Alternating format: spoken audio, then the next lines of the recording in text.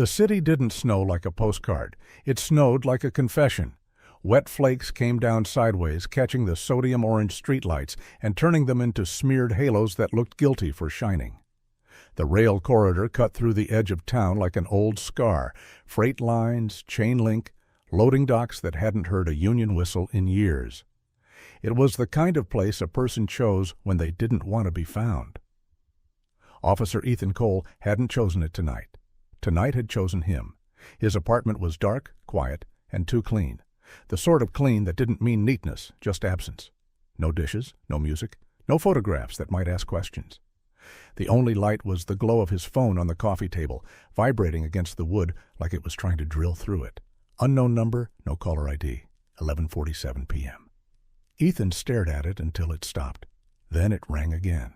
He picked up on the second vibration because a part of him still obeyed the idea of duty the way a body obeys gravity. Cole. For a beat, there was only wind noise, hollow, rushing, close to the mic.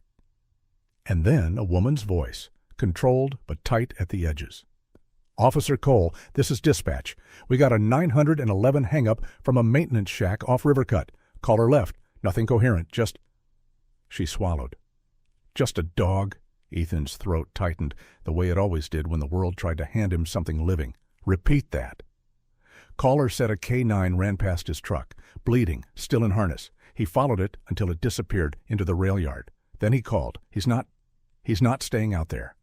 Ethan didn't move. His hand was still on the phone, but his mind was already running its old loops.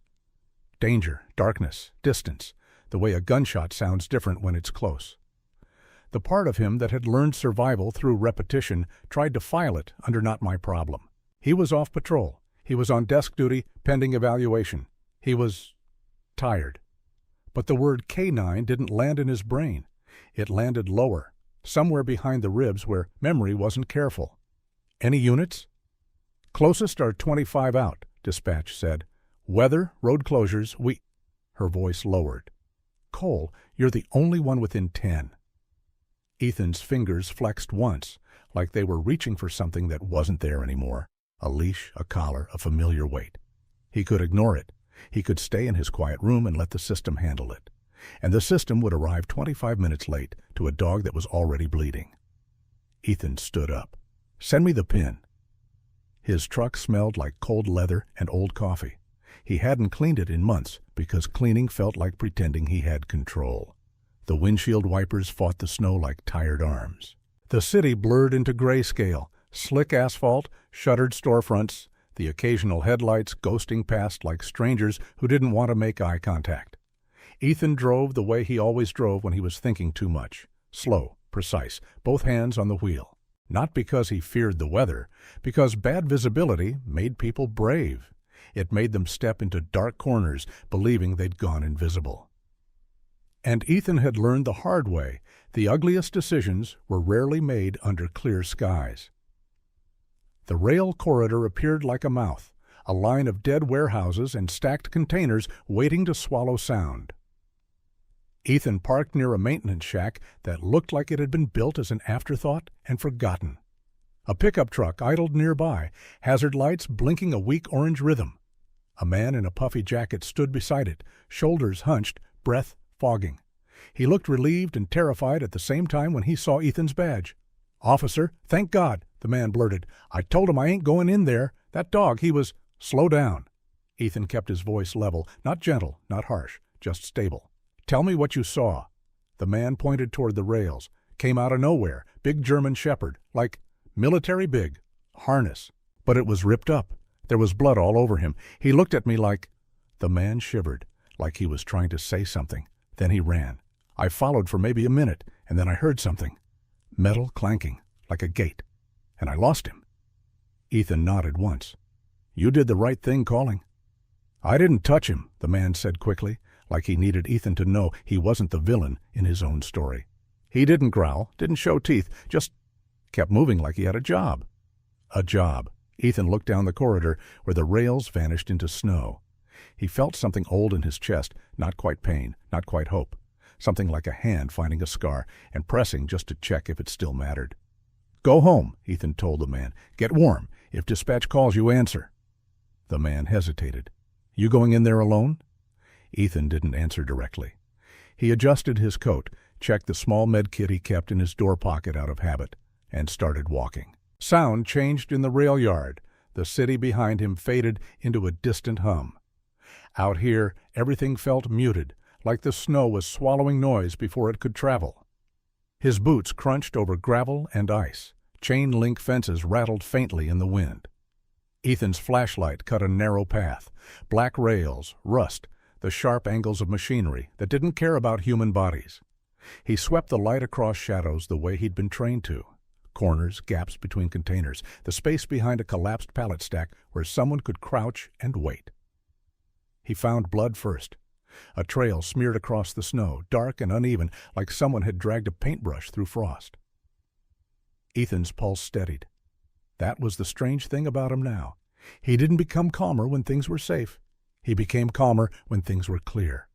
He followed the blood, past a bent chain-link gate, past a warning sign half torn off, no trespassing reduced to a suggestion, past a line of containers stacked like silent verdicts. And then he saw movement.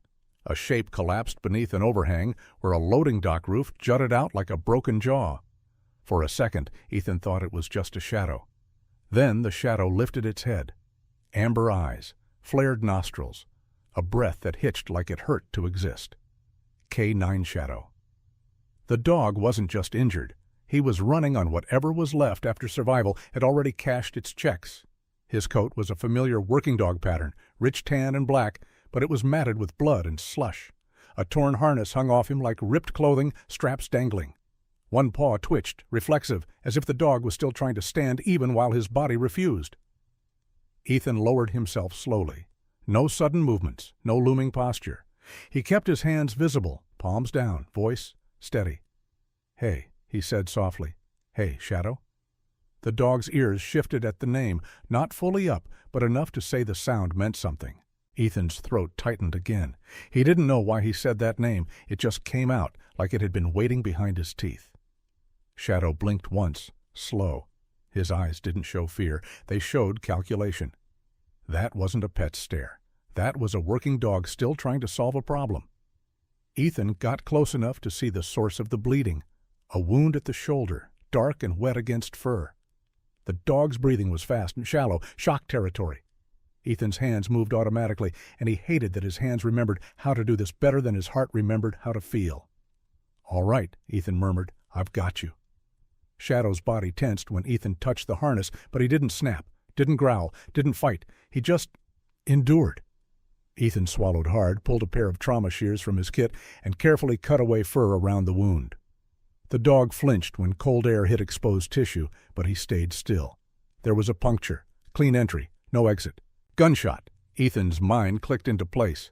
This wasn't a dog that got hit by a car. This wasn't a scrap with wildlife. Someone put a round into a police K9 and left him to freeze. Ethan pressed gauze to the wound, firm but controlled. The dog's body shuddered. Ethan felt the tremor under his own skin. His hands, the ones he'd tried to stop from shaking for months, steadied the second there was a blood to manage. He hated that about himself. He loved it too. "Stay with me," Ethan said. Shadow's tail thumped once, weak but deliberate, like an answer.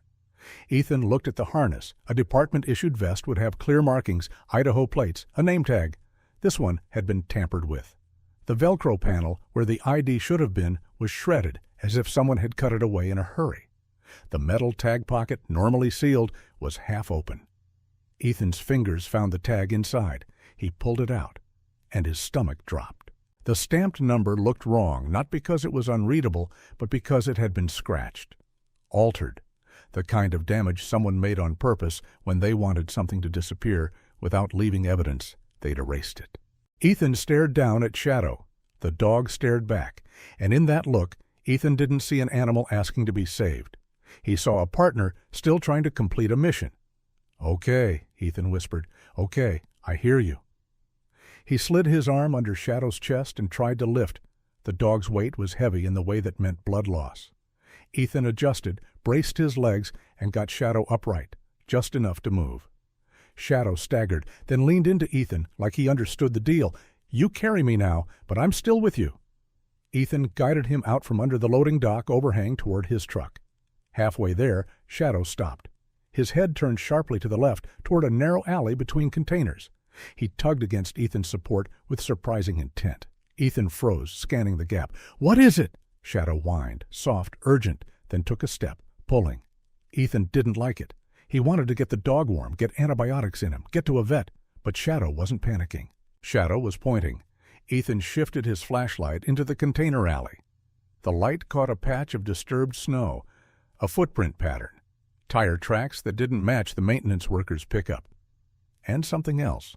A small black case half buried under a pallet, hard shell, the kind used for sensitive equipment. The kind people didn't drop by accident. Ethan's breath slowed. Shadow's eyes stayed on the case. Ethan stepped forward, crouched, and popped the latches. Inside were sealed evidence bags, empty except for faint chemical residue, and a folded, laminated access badge for a private security contractor Ethan recognized from too many questionable arrests. Gray-lined Security Services. Ethan closed the case carefully, mind racing. Shadow didn't lead him here for comfort. Shadow led him here because this was the reason someone shot him. Ethan looked down at the dog again. "You're not lost," Ethan whispered. "You're hunted." Shadow blinked once. Agreement. Ethan picked the case up with his free hand, then tightened his grip around Shadow's body. "All right," he said, voice low, controlled. "We're going home. Then we're figuring out why somebody wants you erased." Snow fell harder. And somewhere beyond the rail yard, in the parts of the city that still had lights and warmth and people pretending everything was normal, a phone would ring. Not Ethan's, not yet, but a phone belonging to someone who had been waiting for Shadow to die quietly in the cold. Someone who was about to learn that the dog had chosen the wrong night to quit and the wrong officer to scare. Ethan didn't drive straight to a clinic. He drove home, not because it was smart, because it was closer. His apartment sat above an auto shop that closed at 6 and smelled permanently of oil and burnt rubber. The stairs creaked under his boots as he half-carried, half-supported Shadow up to the door. The dog's weight sagged harder with each step, but he didn't fight. Didn't resist, just endured. Inside, Ethan locked the door, flicked on a single lamp, and lowered Shadow onto the rug near the radiator. "Stay with me," he muttered again, already pulling his trauma kit from the kitchen cabinet. The room was sparse. Couch, table, 2 chairs, a bookshelf with more blank space than books. It had the sterile feel of someone who expected to leave quickly and didn't want to be anchored by things. Shadow's breathing rasped shallowly. Ethan cut away the remaining harness straps. Up close, he could see the deliberate damage. Straps sliced clean through, Idaho patch ripped, tracking module missing. Someone hadn't just shot this dog. Someone had dismantled him. "Okay," Ethan said, kneeling. "Let's do this right." His hands shook for half a second. Then they stopped. Purpose did that to him. He irrigated the wound first, saline flowing red across fur and tile. Shadow flinched, but didn't snap. His eyes stayed on Ethan's face, tracking every movement like he was evaluating his handler's technique. That steadiness cut deeper than any accusation. "Bullet's still in," Ethan murmured. "I'm not pulling that here. You're getting antibiotics and pressure. That's what we've got." He packed the wound carefully, wrapped it tight enough to slow the bleeding without cutting circulation. Checked the paws. 2 frost-nipped but salvageable. No broken limbs. "Shock's the big enemy," he muttered. "Heat, fluids, keep you conscious." Shadow's head sagged once. Ethan moved fast, dragging a space heater closer, layering blankets. He poured water into a shallow bowl, dipped his fingers, and touched it to the dog's lips. Shadow licked once. "Good," Ethan exhaled slowly. Then he looked at the black case he'd carried in from the rail yard. He set it on the table. For a long moment, he just stared at it. If this was what someone shot a K9 over, then opening it meant stepping into something that wasn't desk duty, simple. But the choice had already been made the second he'd said, "I've got you." He opened the case again. Inside the empty evidence bags, he noticed faint yellow smears along the seams. Almost invisible. Ethan stood, grabbed a UV flashlight from his drawer, a habit from too many nights, assisting scenes no one else wanted. He flicked it on and swept it across the bag. The residue glowed faintly. He felt his jaw tighten. "Chemical marker," he whispered. He'd seen that glow before, during a joint task force briefing months ago. a specialized polymer sprayed lightly onto seized currency to track laundering chains, invisible under normal light. Shadow shifted. Ethan looked down. "You can smell it," he said quietly. Shadow's ears twitched. The dog didn't wag, didn't bark. He just watched, and Ethan understood. Shadow hadn't escaped randomly. He had followed a scent, one tied to stolen evidence, which meant someone inside the system had been skimming seized cash and rerouting it, and Shadow had been trained to detect it. Ethan ran a hand through his hair, thinking. Gray Line Security Services.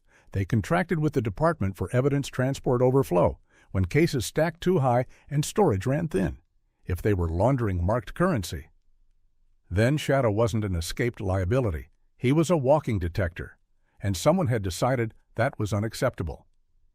Ethan's phone buzzed. He stiffened instantly. Unknown number. He stared at it for 2 rings. Then answered. Cole. Silence. Then a male voice, smooth, almost conversational. You picked him up fast. Ethan's spine went rigid. Who is this?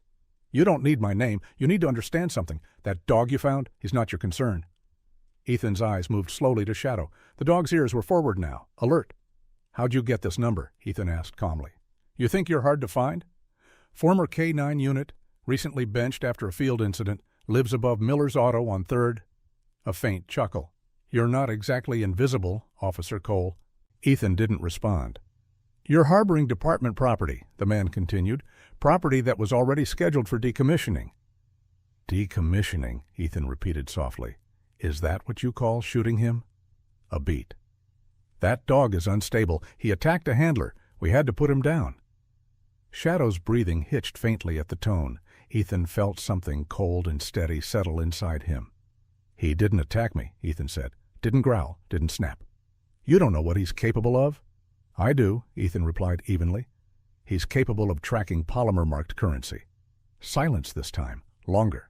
When the voice returned, it was sharper. You're out of your depth. Maybe, Ethan said, but you're the one who shot a police K-9 and tried to erase his tag. Another pause. You have until dawn, the voice said. Bring the dog to the old foundry lot off Route 9. Leave him, walk away. Nobody gets hurt. And if I don't? Then we stop asking nicely. The line went dead. Ethan lowered the phone slowly. Shadow's eyes never left his face. Well, Ethan murmured, that answers that. He looked at the clock. 1:12 a.m. He could call it in, escalate immediately. Let internal affairs chew through it. But if this was dirty inside, the wrong call would tip them. He needed someone he trusted. He picked up his phone again and scrolled to one name. Captain Maria Hayes. It rang once. Cole, she answered, no greeting. It's past midnight. Sorry, Captain. A pause. You only call me after midnight when something's bleeding, she said. What is it? Ethan looked down at Shadow. Found a K-9 in the rail corridor, shot, harness tampered with, Gray Line security badge in a dump case nearby. Silence on her end. Then, you're certain? I have the case in my kitchen. Another pause, longer. Is the dog stable? For now. Send me photos, everything. And Ethan? Her voice hardened. Do not log this into the system yet. Ethan's stomach dropped. You think it's internal.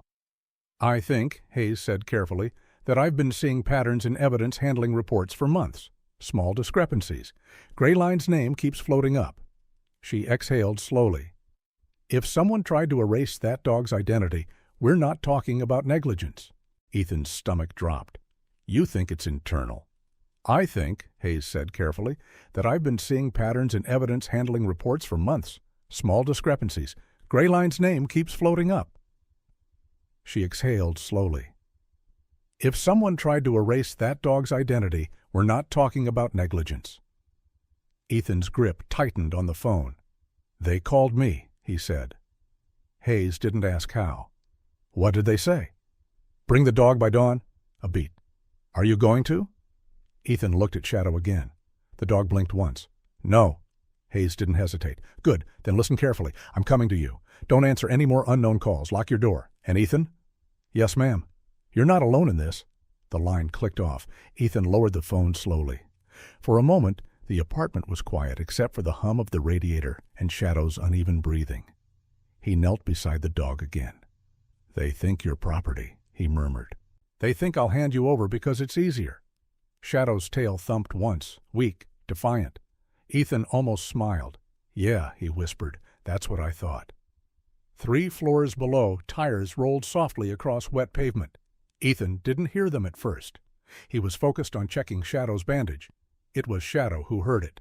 The dog's head lifted sharply, ears forward. A low sound formed in his throat, not a growl, not quite. A warning. Ethan froze. The hum of the radiator suddenly sounded too loud. He moved to the window and eased the curtain back a centimeter. A dark SUV idled across the street. Headlights off, engine running, 2 silhouettes inside, watching. Ethan let the curtain fall back. "They didn't wait for dawn," he said quietly. Shadow shifted, trying to stand. Ethan pressed a hand gently to his shoulder. Not yet. His pulse was steady now, focused. The part of him that had been dormant for months, discipline under pressure, slid back into place. He checked his sidearm in the kitchen drawer. Full magazine. He didn't want to use it. But he wasn't naive enough to pretend that choice was entirely his. Shadow's breathing had worsened slightly. He needed a vet soon. But leaving now meant walking into whoever was in that SUV. His phone buzzed again. This time, it was Hayes. "I'm 2 minutes out," she said quietly. "Gray line vehicle just pinged near your location. That them?" "Dark SUV, 2 inside." "Hold position," she said. "And Ethan?" "Yes." "If they breach, you defend yourself. The dog, too." The line ended. Ethan exhaled slowly. Shadow's eyes stayed on him. "You and me," Ethan murmured. "Just like that." The SUV across the street shifted slightly. A door cracked open. A man stepped out, long coat, hands in pockets, not rushing, confident. Ethan watched from the narrow slit in the curtain. The man didn't look up at the apartment. He didn't need to. He knew Ethan was there. A second door opened. 2 men now. They crossed the street slowly. No visible weapons. That almost made it worse. Shadow's low warning rumble deepened. Ethan stepped back from the window. There was a knock. 3 steady raps. Ethan didn't move. Another knock. "Officer Cole," a voice called calmly through the door. "Let's not make this complicated." Ethan didn't answer. The knob turned once, locked, a sigh from outside. "You have something that belongs to us," the voice continued. "We're prepared to be reasonable." Shadow tried to rise again. Ethan crouched beside him. "Stay," he whispered. The door handle rattled harder. Then, sirens, fast, close. Blue and red lights strobed faintly through the window. The 2 men outside stepped back instantly. Professional, controlled. They didn't run. They walked calmly back toward the SUV. Hayes's unmarked car slid around the corner just as the SUV pulled away. Ethan let out a breath he hadn't realized he was holding. Shadow's head lowered again, exhaustion overtaking vigilance. A knock at the door. Different knock. Firm. Known. "Cole." He opened it. Captain Maria Hayes stood in the hallway, coat dusted with snow, eyes sharp. She stepped inside, shut the door, and looked down at Shadow. For a moment, her composure cracked. "Jesus." "Yeah," Ethan said quietly. She crouched, examining the bandage with practiced assessment. "You did good work." "I did what I could." Hayes stood slowly. "They're bold," she said. "Too bold. That means they're scared." Ethan nodded toward the black case on the table. "Shadow led me to that." Hayes opened it. Her jaw tightened. "They've been siphoning marked currency," she said quietly. "We suspected it, but we couldn't prove it." "Shadow can." Hayes looked at the dog again. "That's why they tried to erase him." A beat of silence. Then she met Ethan's eyes. "Tomorrow we move this to a secure location, quietly. I'll bring in someone I trust to analyze the residue, Dr. Lena Moore. She'll confirm the polymer match." "And tonight?" Hayes looked toward the window where the SUV had been. "Tonight," she said calmly, "we let them think you're scared enough to comply." Ethan felt the faintest flicker of something in his chest. Not fear, not hope, something sharper, resolve. Shadow's tail thumped faintly against the rug, and for the first time since the call had come in, Ethan allowed himself to believe one thing. They weren't just trying to save a dog, they were about to expose a machine. Snow stopped around 3:40 a.m., not gently. It simply ran out of momentum. By then, Ethan hadn't slept. Hayes hadn't left, and Shadow's breathing had stabilized just enough to move him without risking immediate collapse.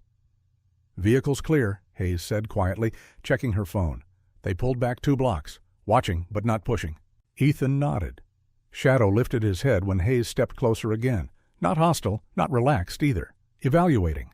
Hayes crouched slowly, hand extended, not to pet, just to exist in range. "I'm not here to take you," she said softly. Shadow blinked once. He didn't growl. That was enough.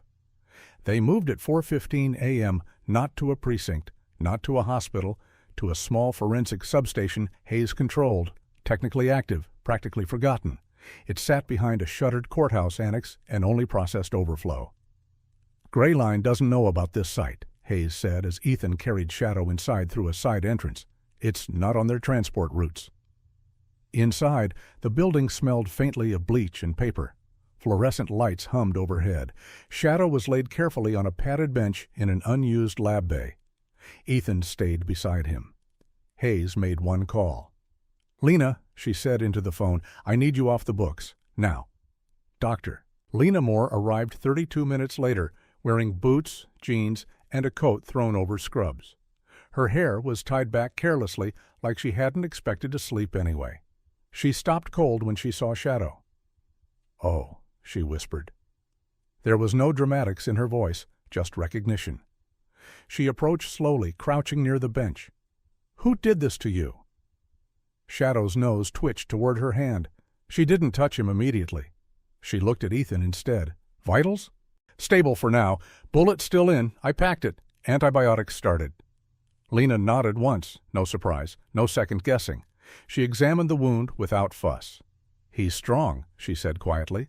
"Stronger than whoever shot him expected." Ethan didn't smile.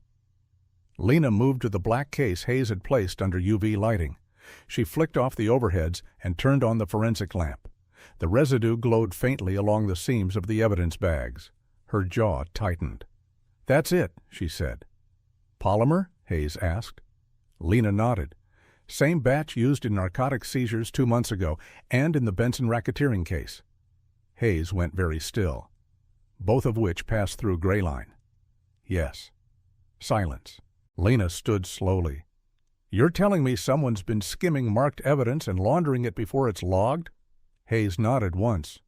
"And this dog can smell it?" Ethan answered quietly. "He led me straight to it." Lena looked back at Shadow. He was watching her again, not anxious, focused. "You trained for this, didn't you?" she murmured. Shadow's ear flicked once. "Yes," Lena answered herself. By sunrise, Lena had confirmed it. The residue in the case matched sealed evidence bags currently listed in department inventory, bags that, on paper, had never left storage. Hayes paced once across the lab floor. "Internal unit," she muttered. "Small, controlled. Gray Line moves overflow shipments. They skim, repack, return." Ethan stood near Shadow's bench, arms folded. "They tried to erase him," he said. "That means he detected something recently." Hayes stopped pacing. "When was the last Gray Line transport?" Lena checked her tablet. "Yesterday morning. Evidence rotation from central storage to the old forensic annex." Hayes and Ethan exchanged a look. The annex. Closed for renovation. "Shadow ran from the rail corridor," Ethan said quietly. "That's 3 blocks from the annex." Lena's eyes sharpened. They were moving something. "And he caught the scent?" Hayes finished. Shadow shifted weakly. Ethan placed a hand lightly on his neck.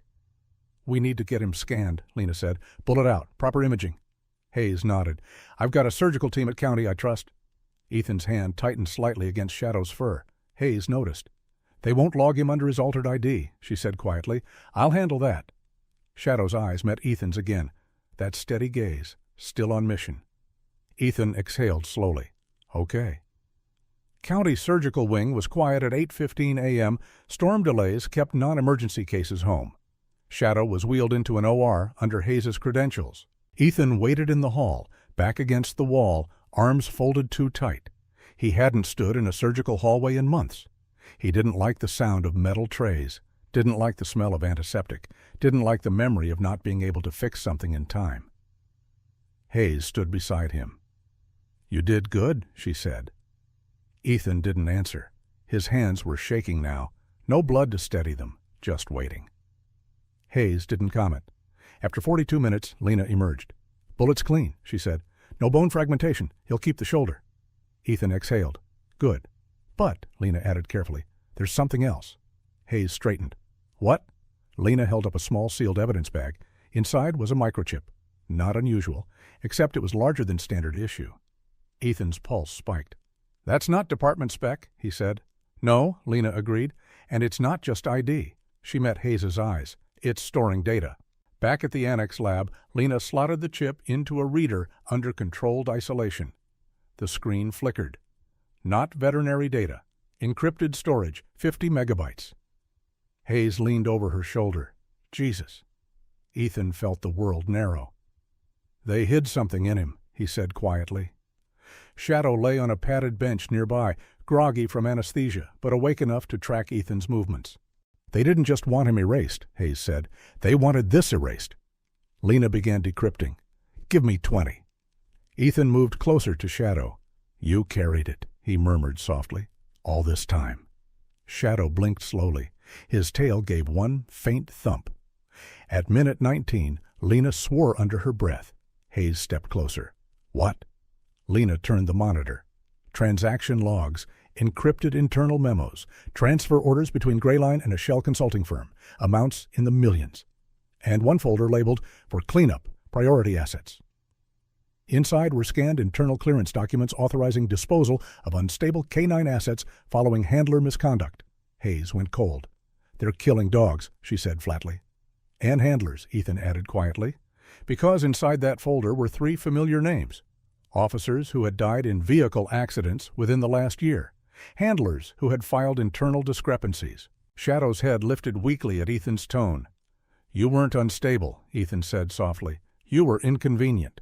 Hayes looked at Lena. How secure is this lab? Lena hesitated. It's not networked externally. Hayes's jaw tightened. Then they don't know we've pulled the chip. As if on cue. The lights flickered, once, twice, then stabilized. Lena's face drained of color. That wasn't weather. Hayes moved instantly. Power grid separate here. Ethan was already reaching for his phone. Signal dropped to 1 bar. Shadow's ears lifted sharply. The low warning rumble returned. From outside, the faint crunch of tires on gravel. Hayes looked at Ethan. They move faster than I thought. Ethan's pulse steadied. He checked his sidearm. Annex layout? He asked calmly. Hayes didn't hesitate. Front entrance glass, rear-loading dock metal roll door, 3 side windows, no roof access. Ethan nodded once. How many? Lena moved to a security monitor. 3 dark SUVs, doors opening, men stepping out, disciplined spacing, not rushing. Ethan exhaled slowly. They're not here to talk. Hayes met his eyes. No. Shadow tried to push himself upright. Ethan crouched beside him. You stay down, he whispered. Shadow's gaze burned steady. Pack doesn't stay down. Ethan almost smiled. All right, he murmured quietly, but you listen to me. From outside, a voice amplified through a handheld speaker. Captain Hayes. Officer Cole, we know you're inside. This is a retrieval operation. Surrender the animal and the extracted hardware. Nobody gets hurt. Hayes's eyes darkened. Retrieval, she muttered. Ethan looked toward the rear dock. They don't want headlines. No, Hayes agreed. They want it quiet. The amplified voice continued. You have 5 minutes. Shadow's ears angled forward. Ethan stood slowly. The shaking in his hands was gone. The old calm had returned. He looked at Hayes. How long until backup? Hayes checked her phone. 10 minutes minimum. Ethan nodded. Then we buy 10. Lena looked between them. This building won't hold long. It doesn't have to, Ethan replied evenly. He looked at Shadow. You led me to this, he murmured. Now we finish it. Shadow's tail thumped once. Outside, a metallic clang. Rear dock handle testing. Hayes unholstered her weapon. Ethan moved toward the back corridor, glancing once at Lena. Lock the lab door, he said calmly, and don't open it for anyone but me. Lena swallowed but nodded. Ethan crouched beside Shadow one last time. Stay until I say. Shadow's amber eyes locked onto his. Trust, absolute. Ethan rose and walked toward the loading dock. Ethan moved toward the back corridor, glancing once at Lena. Lock the lab door, he said calmly, and don't open it for anyone but me. Lena swallowed but nodded. Ethan crouched beside Shadow one last time. Stay until I say. Shadow's amber eyes locked onto his. Trust. Absolute. Ethan rose and walked toward the loading dock. The rear loading dock smelled like old cardboard and rust. Ethan kept the lights off. Dark favored discipline. Through the narrow window slit in the metal roll door, he saw silhouettes moving in practice spacing, two advancing, one covering, one holding rear. Not amateurs, not street criminals. This was a team that expected compliance. 4 on the rear, Ethan whispered into Hayes' earpiece. 3 front glass, at least 2 staying mobile. Copy, Hayes answered quietly from the hallway near the main entrance. Lucas is 3 minutes out. Ethan almost let out a breath at that. Deputy Lucas Reed was young, sharp, and annoyingly optimistic. He was also loyal in a way that hadn't calcified yet. 3 minutes. He just had to stretch time. The amplified voice returned closer now. Officer Cole, you're making a bad choice. Ethan didn't respond. The first strike hit the metal door, a heavy boot, testing, then a mechanical whir, hydraulic spreader. Ethan's eyes narrowed. They brought tools, he muttered. He moved left of the door, not centered, never centered. Weapon low, but ready. The metal buckled inward with a scream of stressed hinges. A second push. The door folded. 2 men stepped through, low and fast. Ethan waited until the second cleared the threshold. Then he moved. He didn't fire. He slammed the first man's forearm sideways, redirecting the barrel upward. The second tried to pivot. Ethan stepped into him, driving his shoulder hard into the man's chest and sending him backward into stacked crates. Weapon clattered. The first man tried to reorient. Ethan struck the wrist, snapped the weapon free, and shoved him face first into the bent metal. Fast, precise, controlled. Rear breach, someone shouted from outside. Ethan grabbed the hydraulic spreader and kicked it backward through the opening. It jammed the doorway enough to slow the next entry. Gunfire cracked from the front of the building. Hayes, short, controlled bursts. They weren't trying to kill, they were trying to overwhelm. 2 down rear, Ethan muttered. Front holding, Hayes replied. Lucas just pulled up. Shadow's bark echoed once from the lab hallway. Not panic, warning. Ethan's chest tightened. Stay, he whispered under his breath, even though the dog couldn't hear him. Another impact slammed into the bent rear door. This time, smoke rolled through. Tear gas canister. Ethan cursed under his breath. They weren't escalating to explosives. They were flushing. Smart. He moved low immediately, tearing a fire extinguisher off the wall and blasting the canister with white foam before it fully ignited. He'd done this before. Different war, same physics. The smoke thinned enough to breathe. But they weren't done. Heavy footsteps now on the roof. Ethan's pulse shifted. They're going vertical, he whispered. Annex roof sealed, Hayes said. Not from the old skylight, Ethan replied. A crash above, glass shattering. Flashbang. Ethan ducked, forearm over his eyes. The concussion ripped through the corridor. He heard boots hit tile, 2 inside from above. They moved fast. Professional. Ethan pivoted out of the smoke haze and struck the first man's knee sideways before the muzzle could stabilize. The second swung toward him. Gunfire from the hallway. Hayes. The second attacker staggered back, not hit, but forced off balance. Fall back, someone outside shouted. Ethan grabbed the first man's collar and shoved him into a rolling evidence rack, flipping it over for temporary cover. Time compressed. Footsteps retreated toward the skylight. They weren't committing fully. Testing. Buying time. Then, silence. Ethan didn't relax. He listened. The faint hum of engines again. SUVs repositioning. They're resetting, Hayes said quietly, waiting for something heavier.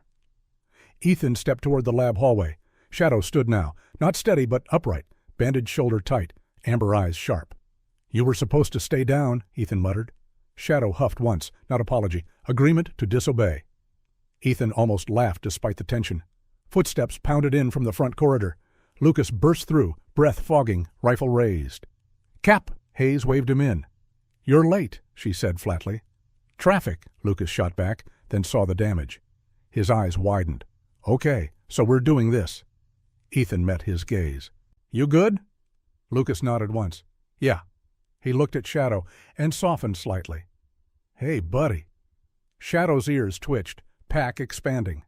Outside, a deeper engine rumble, not SUV, larger. Ethan moved to the front window slit. A matte black van rolled into position. No markings. Rear doors stayed closed. "Extraction vehicle," Hayes murmured. "Or suppression," Ethan replied. He looked at Lena. "How long until full decryption?" 10 more minutes for complete pull," she said tightly. "Then we hold 10, Ethan answered. Lucas swallowed once. "Plan?" Ethan didn't hesitate. "They want the lab." He looked at the floor plan in his head. "If we make them think the chip's moving out the front, they'll redirect." Hayes understood immediately. "Decoy." Ethan nodded. Lucas blinked. "Who's the decoy?" Ethan met his eyes. "Me." Hayes frowned. "No." "They're keyed on me," Ethan said calmly. "They called me first. They think I'm protecting the hardware." He looked at Shadow. "They don't know he's mobile." Shadow shifted slightly at the word. Hayes considered fast. "You're injured," she said quietly. "So is he," Ethan replied. Lucas looked between them. "I can run decoy," Lucas offered. Ethan shook his head once. "They won't believe you have it." He looked at Hayes. "Open front side door in 30 seconds. I'll step into view with the evidence case." "You don't have it," Lucas said. Ethan nodded. "I don't need to." 30 seconds later, front side door cracked open. Ethan stepped into view, holding the black case under his arm. Snow drifted lightly now. The SUVs pivoted instantly. Men stepping out, weapons up. The van doors swung open. Empty interior, except reinforced cargo walls. They expected transfer. Ethan walked 5 deliberate steps into the lot, raised his voice. "You want it?" Silence. Then, movement. 2 men advancing cautiously. Ethan tossed the case hard onto the asphalt. It skidded. Cracked open. Empty. The hesitation lasted half a second, but that half second was enough. From the side alley, Hayes and Lucas moved fast and low, flanking the van's blind side. Inside the annex, Shadow launched. Not far, not long, just enough to slam into the man attempting to circle behind Ethan. Even wounded, 85 pounds of trained momentum was devastating. The man went down hard. Ethan pivoted immediately, sweeping the leg of the second attacker before he could stabilize his aim. Hayes tackled a third near the van. Lucas disarmed another in the confusion. Sirens in the distance now, real ones, closer. The attackers realized it too. Retreat whistles. 2 broke and ran for the SUVs. 1 dove into the van and gunned the engine. Ethan didn't chase. He didn't fire at fleeing backs. He stood still, breathing controlled. Shadow limped back to him. Ethan knelt instantly. "Idiot," he murmured softly, checking the bandage. Shadow's tail thumped once. Alive. Backup units roared into the lot seconds later. Uniforms flooded the perimeter. Hands up. 3 attackers zip-tied on asphalt, 2 vehicles fleeing, the van abandoned. Hayes stood, breathing hard but steady. Lucas leaned against the annex wall, grinning in disbelief. "That was insane," he said. Ethan didn't smile. He looked at Shadow. "Time?" he asked Lena. Lena stepped out carefully. Decryption complete. Hayes closed her eyes briefly. "Good." She looked at the restrained men. "You just tried to destroy federal evidence," she said coldly. One of them smirked faintly. "You think this ends here?" Hayes didn't answer, because she knew it didn't. Ethan did too. He felt it in the way the attackers retreated before fully committing. This wasn't the mastermind. This was cleanup, testing resistance. He crouched beside Shadow again. "You still with me?" he whispered. Shadow leaned against his leg, warm, solid, present. Ethan looked up at Hayes. "They'll come again." Hayes nodded. "Yeah." She glanced toward the evidence lab. "But next time," she said quietly, "we won't be the ones reacting." Snow fell lightly again. Sirens faded, and for the first time since midnight, Ethan felt something shifted. "They're going vertical," he whispered. "Annex roof sealed," Hayes said. "Not from the old skylight," Ethan replied. A crash above, glass shattering, flashbang. Ethan ducked, forearm over his eyes. The concussion ripped through the corridor. He heard boots hit tile, 2 inside from above. They moved fast, professional. Ethan pivoted out of the smoke haze and struck the first man's knee sideways before the muzzle could stabilize. The second swung toward him. Gunfire from the hallway. Hayes, the second attacker, staggered back, not hit, but forced off balance. "Fall back!" someone outside shouted. Ethan grabbed the first man's collar and shoved him into a rolling evidence rack, flipping it over for temporary cover. Time compressed. Footsteps retreated toward the skylight. They weren't committing fully. Testing. buying time. Then, silence. Ethan didn't relax. He listened. The faint hum of engines again, SUVs repositioning. "They're resetting," Hayes said quietly, "waiting for something heavier." Ethan stepped toward the lab hallway. Shadow stood now, not steady but upright, bandaged shoulder tight, amber eyes sharp. "You were supposed to stay down," Ethan muttered. Shadow huffed once, not apology, agreement to disobey. Ethan almost laughed despite the tension. Footsteps pounded in from the front corridor. Lucas burst through, breath fogging, rifle raised. "Cap!" Hayes waved him in. "You're late," she said flatly. "Traffic," Lucas shot back, then saw the damage. His eyes widened. "Okay, so we're doing this." Ethan met his gaze. "You good?" Lucas nodded once. "Yeah." He looked at Shadow and softened slightly. "Hey, buddy." Shadow's ears twitched, pack expanding. "Outside?" A deeper engine rumble, not SUV, larger. Ethan moved to the front window slit. A matte black van rolled into position. No markings. Rear doors stayed closed. "Extraction vehicle," Hayes murmured. "Or suppression," Ethan replied. He looked at Lena. "How long until full decryption?"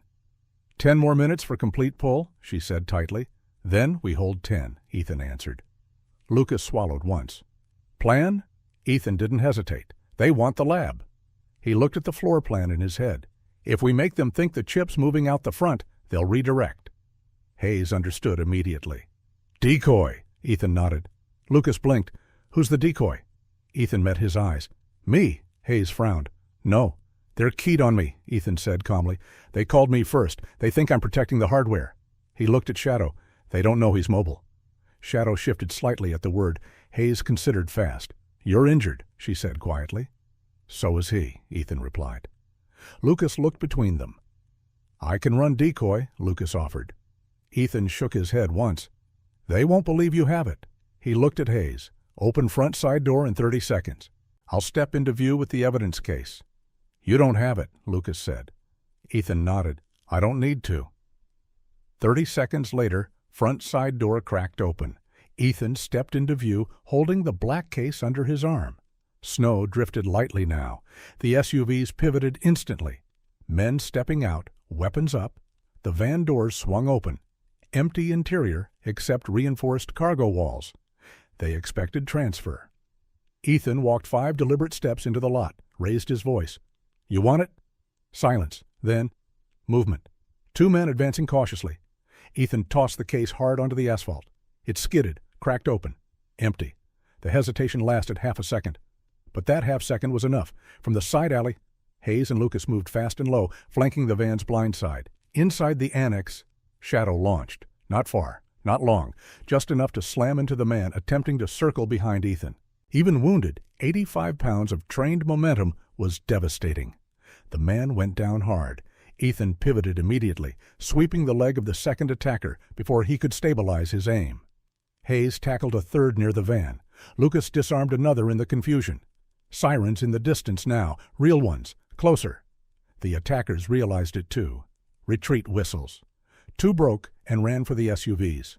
1 dove into the van and gunned the engine. Ethan didn't chase. He didn't fire at fleeing backs. He stood still, breathing controlled. Shadow limped back to him. Ethan knelt instantly. "Idiot," he murmured softly, checking the bandage. Shadow's tail thumped once. Alive? Backup units roared into the lot seconds later. Uniforms flooded the perimeter. Hands up. 3 attackers zip-tied on asphalt, 2 vehicles fleeing. The van abandoned. Hayes stood, breathing hard but steady. Lucas leaned against the annex wall, grinning in disbelief. "That was insane," he said. Ethan didn't smile. He looked at Shadow. "Time?" he asked Lena. Lena stepped out carefully. "Decryption complete." Hayes closed her eyes briefly. "Good." She looked at the restrained men. "You just tried to destroy federal evidence," she said coldly. One of them smirked faintly. "You think this ends here?" Hayes didn't answer, because she knew it didn't. Ethan did, too. He felt it in the way the attackers retreated before fully committing. This wasn't the mastermind. This was cleanup, testing resistance. He crouched beside Shadow again. "You still with me?" he whispered. Shadow leaned against his leg, warm, solid, present. Ethan looked up at Hayes. "They'll come again." Hayes nodded. "Yeah?" She glanced toward the evidence lab. "But next time," she said quietly, "we won't be the ones reacting." Snow fell lightly again. Sirens faded. And for the first time since midnight, Ethan felt something shift inside him. Not healing, not relief, but alignment. He wasn't drifting anymore. He was fighting. And beside him, so was Shadow. The van doors swung open. Empty interior except reinforced cargo walls. They expected transfer. Ethan walked 5 deliberate steps into the lot, raised his voice. "You want it?" Silence. Then, movement. 2 men advancing cautiously. Ethan tossed the case hard onto the asphalt. It skidded, cracked open, empty. The hesitation lasted half a second. But that half second was enough.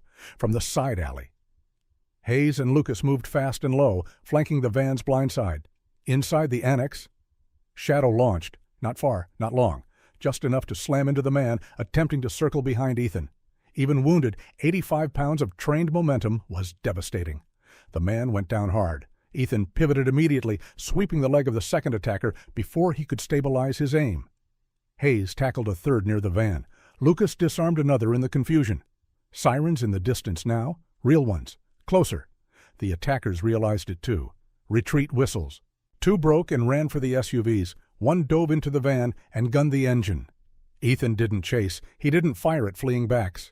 He stood still, breathing controlled. Shadow limped back to him. Ethan knelt instantly. "Idiot," he murmured softly, checking the bandage. Shadow's tail thumped once. Alive. Backup units roared into the lot seconds later. Uniforms flooded the perimeter. Hands up. 3 attackers, zip-tied on asphalt. 2 vehicles fleeing. The van abandoned. Hayes stood, breathing hard but steady. Lucas leaned against the annex wall, grinning in disbelief. "That was insane," he said.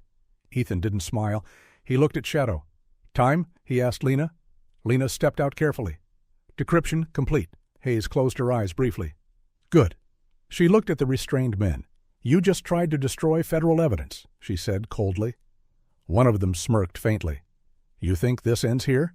Hayes didn't answer, because she knew it didn't. Ethan did too. He felt it in the way the attackers retreated before fully committing. This wasn't the mastermind. This was cleanup, testing resistance. He crouched beside Shadow again. "You still with me?" he whispered. Shadow leaned against his leg, warm, solid, present. Ethan looked up at Hayes. "They'll come again." Hayes nodded. "Yeah." She glanced toward the evidence lab. "But next time," she said quietly, "we won't be the ones reacting." Snow fell lightly again. Sirens faded, and for the first time since midnight, Ethan felt something shift inside him. Not healing, not relief, but alignment. He wasn't drifting anymore. He was fighting. And beside him, so was Shadow. By noon, the annex was sealed under federal authority. Marked cruisers ringed the block. Plainclothes units moved with controlled urgency. The captured Gray Line contractors were separated, processed, and transported without ceremony. Hayes stood in the lab bay with a tablet in hand, jaw tight. "Financial crimes is in," she said. "Internal affairs, too. They're not happy we went outside chain." "They weren't answering the phone at midnight," Lucas muttered. Hayes didn't smile. "They're answering now." Ethan sat on a low bench beside Shadow, who lay bandaged but alert. The dog's head rested against Ethan's boot. Every few seconds, he would lift his eyes to check position, Ethan's face, Hayes's posture, Lucas's movement. Still assessing. Still on mission. Lena approached quietly. "The files are already mirrored to a secure federal server," she said. "Even if they torch this building, it doesn't matter anymore." Hayes exhaled once. "Good." She turned to Ethan. "You were right." Ethan didn't respond immediately. "About what?" "About the dog being the key, about this not being isolated." She met his eyes directly. "This is a pipeline. Gray Line's just the transport arm." "Who's upstream?" Lucas asked. Hayes looked at the tablet. "Consulting firm called Meridian Tactical Solutions, Shell Corporation, cross-referenced with seized accounts." Ethan's eyes sharpened. "Meridian handles contractor logistics." "Yes," Hayes said quietly, "and internal clearance documentation." The silence that followed was heavier than gunfire. It meant access. It meant someone inside had to be signing off. Shadow shifted slightly. Ethan's hand dropped automatically to the dog's neck. "You smell it too, don't you?" he murmured softly. Lena watched that exchange with quiet understanding. "He's not just responding to chemicals," she said gently. "He's responding to you." Ethan didn't answer. By late afternoon, arrests were rolling. Gray Line's local operations manager, 2 logistics coordinators, an evidence storage supervisor. Each brought in quietly, escorted past cameras that hadn't been tipped yet. Hayes paced once along the annex hallway. "We're moving fast," she said. "Too fast for them to fully adapt." Lucas leaned against a filing cabinet. "What about the top?" Hayes's expression darkened. "That's the problem." She turned the tablet so they could all see. The Meridian CEO's account had been frozen. But the man himself? Gone, left the state at dawn, private charter, destination unknown. Ethan felt something cold settle behind his ribs. "He knew," he said. Hayes nodded. "Someone tipped him the moment the first contractor failed to check in." Lucas looked uneasy. "So he's out?" "For now," Hayes replied. Shadow's ears flicked. Ethan's hand tightened slightly against his fur. "He won't stay out?" Ethan said quietly. Hayes looked at him. "You're certain?" "Yes." "Why?" Ethan's gaze remained on Shadow. "Because the chip wasn't just leverage. It was insurance." Lena nodded slowly. "He hid it in the one place no one would think to look." "And if he's been operating like this for years," Ethan continued, "he'll have redundancies." Hayes's jaw flexed. "We'll find them." Ethan shook his head once. "No. He'll come back for what he thinks we missed." "What did we miss?" Ethan didn't answer immediately. He crouched down until his eyes were level with Shadow's. "You weren't running randomly," he murmured. "You were tracking." Shadow blinked. "And you didn't stop at the rail yard?" Hayes stepped closer. "What are you thinking?" Ethan stood slowly. "The annex wasn't the origin," he said. "It was a transit point." He looked at Lena. "Pull transport logs for the past 6 months. Anything Meridian touched." Lena moved to the terminal immediately. Hayes watched Ethan carefully. "You're stepping into this now," she said quietly. "Not accusation, observation." Ethan didn't deny it. "I already stepped." Shadow shifted closer to his leg. "Pack forming." The logs told a pattern. Meridian scheduled temporary storage rotations at irregular intervals, always before major audits. Always routed through low-visibility sites. And 3 weeks ago, one unscheduled reroute. Destination field blank. Ethan leaned over Lena's shoulder. "Can you trace the driver?" "GPS scrubbed," Lena said, "but the vehicle ID pings cell towers." She overlaid a map. A location appeared. Old Foundry Lot, Route 9, the same drop site the anonymous caller had mentioned. Hayes looked at Ethan. "They wanted you to bring Shadow there." "Yeah," Ethan said quietly. Lucas's voice lowered. "That's where the next cache is." Shadow's ears angled forward. Ethan felt it too. That tightening inside his chest that wasn't fear, it was inevitability.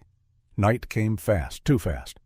Hayes had secured a federal warrant for the Foundry Lot based on financial discrepancies and attempted obstruction.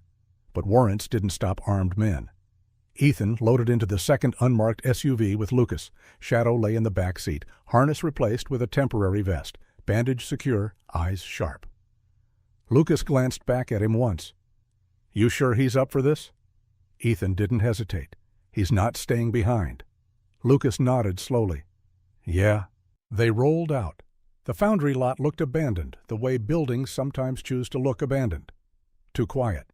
Too orderly. Hayes's lead vehicle cut its lights half a block out. Ethan's followed. Teams spread. Perimeter established. No visible movement. Hayes signaled forward. Ethan stepped out first. Shadow followed. Slow. Measured. The wind carried metal and cold oil.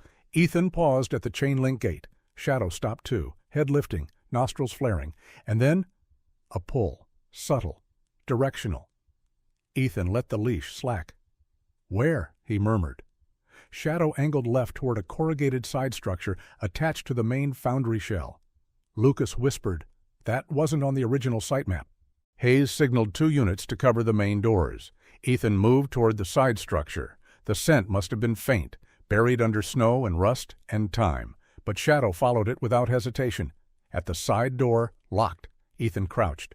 Snow disturbed recently. Boot tracks, fresh. He looked at Hayes. She nodded once. Breach. The door gave way with a heavy crack. Inside, rows of sealed storage crates. Unmarked, neatly stacked. The air smelled faintly of polymer. Shadow's body went rigid, tail straight, not wagging, focused. He moved forward without pulling, guiding Ethan down the narrow aisle. Halfway in, a voice from the dark. Impressive. Everyone froze. Lights flicked on overhead. Meridian's CEO stepped out from behind a crate stack. No weapon visible. No panic. Calm. I underestimated the dog, he said evenly.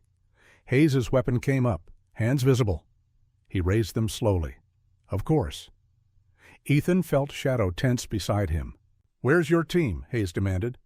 The man smiled faintly. Gone. Lucas moved to flank. Convenient.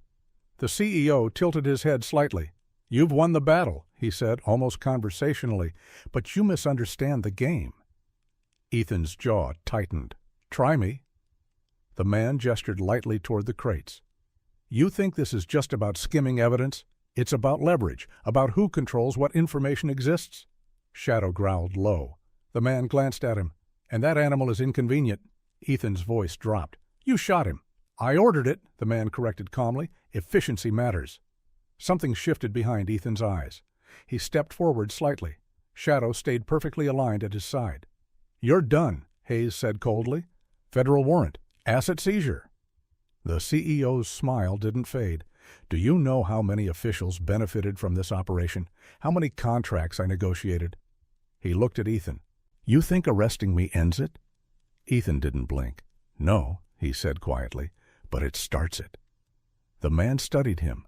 For the first time, the faintest crack in composure. Why? He asked softly. You were off duty. You could have ignored the dog. Ethan looked down at Shadow, then back up. Because he didn't ignore me. The silence that followed felt heavier than the building itself. The CEO exhaled once, almost amused. Loyalty, he murmured. That's always the flaw. Or the strength, Hayes said sharply. Agents moved in. Cuffs clicked. No resistance. Shadow's growl faded slowly. Ethan kept his hand steady on the leash. He didn't feel triumph. He felt something steadier. Alignment again. Pack intact. Mission moving forward. Outside, as the CEO was escorted into a federal vehicle, Lucas let out a slow breath. That was too easy. Hayes didn't disagree. Ethan looked back at the foundry structure. It's not over, he said quietly. Shadow's ears flicked. Agreement. Hayes stepped closer to Ethan. You understand something now, she said. Ethan didn't look at her. Yeah. You're not desk duty material anymore. He almost smiled. No. She studied him for a second. Internal K-9 integrity protocols are about to be rewritten. Federal oversight, independent audit. Ethan nodded slowly. You want in? It wasn't a question. Shadow shifted closer to his leg. Ethan looked down at the dog. You ready for paperwork? He murmured softly. Shadow's tail thumped once, weak but certain. Ethan looked back at Hayes. Yeah, he said quietly. I'm in. As the convoy pulled away from the foundry lot, snow began falling again, not heavy, not urgent, just steady. Shadow rested his head against the seat beside Ethan, eyes half closed. Alive. Ethan stared out the window at the city lights returning to normal. He knew one thing clearly now. The shaking in his hands hadn't disappeared. The memories hadn't softened. But they weren't running him anymore. Shadow shifted closer, warm, solid, present. Ethan let his hand rest lightly against the dog's neck. And for the first time since the rail yard, he allowed himself to believe this wasn't just survival. It was direction. The headlines broke 48 hours later. They didn't use words like conspiracy. They used phrases like ongoing investigation, internal review, evidence handling discrepancies. Safe language. But the arrests kept stacking. Grayline's state contract was suspended. Meridian's accounts were frozen federally. 3 mid-level supervisors flipped within the first week. And the public narrative shifted quietly from isolated oversight failure to something closer to truth. Inside the department, things were less polite. Internal affairs ran audits so aggressively that entire units stopped sleeping. Evidence vault access logs were reconstructed from archive backups. And in a closed-door session attended by federal observers, Captain Maria Hayes presented the polymer data, the chip extraction record, and the foundry seizure chain. When she finished, there was no applause, just silence. Then one of the federal oversight attorneys said, "The dog?" Hayes didn't hesitate. "Alive, recovering, key witness." A few people almost smiled at that. Shadow healed fast. Military-grade resilience lived in his muscles. Within a week, the stitches were holding firm. Within 2, he was weight-bearing cleanly. The scar along his shoulder would stay, a thin, pale reminder. Ethan ran drills lightly in the annex yard under Lena's supervision. Not combat drills, trust drills. Shadow would hold eye contact while Ethan stepped backward. Shadow would wait for the softest command. Shadow would release on touch alone. No raised voice, no tension. Lucas leaned against the annex wall one afternoon, watching them. "Guy tried to kill him," Lucas said quietly, "and he still listens like that." Ethan didn't look away from Shadow. "He doesn't hold grudges," Ethan said softly. "He holds direction." Lucas let that settle. "You holding direction?" he asked. Ethan paused. Shadow's eyes never left his. "Working on it." 2 weeks after the foundry arrest, Hayes called Ethan into her office. The blinds were half closed. The city looked gray beyond them. She slid a folder across the desk. "Federal K-9 Integrity Task Group," she said. "Oversight, auditing, training compliance. They want a field lead." Ethan didn't touch the folder immediately. "You," Hayes clarified. He met her eyes. "You sure?" "Yes." She leaned back slightly. "You weren't the most obedient officer on my roster," she added dryly. Ethan almost smiled. "No." "But you're consistent," she said, "and you don't abandon what's inconvenient." Silence hung between them. "You understand this won't be simple," Hayes continued. "This won't just be rewriting protocols. You'll be investigating units, reviewing handlers, making enemies." Ethan thought about the CEO's faint smile in the foundry, about the anonymous voice on the phone, about Shadow lying in snow and still trying to complete a mission. "I already have enemies," he said quietly. Hayes studied him. "And your condition?" Ethan didn't flinch at the word. "It's managed." "Meaning?" He exhaled slowly. "It doesn't run me anymore." Hayes nodded once. "Good." She pushed the folder closer. "Then it's yours." Ethan picked it up. It felt heavier than paper should. That evening, Ethan stood alone in the rail corridor again. Snow had melted to slush. The sodium lights flickered the same guilty orange. He stood under the loading dock overhang where he had first found Shadow. The blood was gone now, just wet concrete. Shadow stood beside him, leash slack. Not searching, not tracking, just present. Ethan crouched slowly and touched the concrete with his fingertips. He remembered the shaking, the choice, the voice on the phone telling him to walk away. "You could have ignored it," he murmured quietly. Shadow leaned lightly against his leg. Ethan let his hand rest on the dog's shoulder scar. "You didn't," he said softly. Shadow's tail moved once. The simplest answer. Ethan stood again. The corridor didn't feel like a scar tonight. It felt like a beginning. Weeks passed. Audits uncovered more discrepancies in smaller counties. 2 additional contractors were flagged and suspended before any damage could scale. Federal oversight units embedded quietly into high-risk divisions. And slowly, almost imperceptibly, handlers began reporting inconsistencies without fear, because they knew someone was listening. One afternoon, Ethan and Shadow conducted a demonstration for a new K-9 class. Handlers stood in a semicircle, watching. Shadow moved through scent boxes without hesitation, isolating the polymer marker in seconds. He sat cleanly beside the correct container. No flourish, just certainty. The room was quiet. Ethan looked at the trainees. "This isn't about the dog being better than you," he said evenly. "It's about the dog being honest." He rested a hand lightly on Shadow's neck. "You don't deserve that honesty if you cut corners." No one laughed, no one shifted. They understood. Lucas stood at the back of the room, arms crossed, faint grin on his face. Hayes observed through the glass window. Lena made notes quietly in the corner. The pack had expanded, stronger, intentional. Later that night, Ethan sat in his apartment. The room no longer felt empty. Shadow lay on the rug near the radiator, breathing deep and even. Ethan's hands rested on his knees, still sometimes trembling, but not uncontrollable. He looked at the scar on Shadow's shoulder, at the faint groove where the microchip had been. "You carried the truth," he murmured softly. Shadow's ears flicked. Ethan leaned back in his chair. "You know something?" he added quietly. "They thought loyalty was a flaw." Shadow lifted his head. Ethan's eyes softened. They were wrong. He reached down and let his hand rest against Shadow's neck, warm, alive, unshaken. The city outside moved normally again, traffic lights cycling, distant sirens, muffled voices in alleys that no longer felt like traps. Ethan didn't feel cured. Ethan didn't feel clean. But he felt aligned. He felt useful. And in that alignment, something inside him had rebuilt, not perfectly, not without cracks, but strong enough to hold.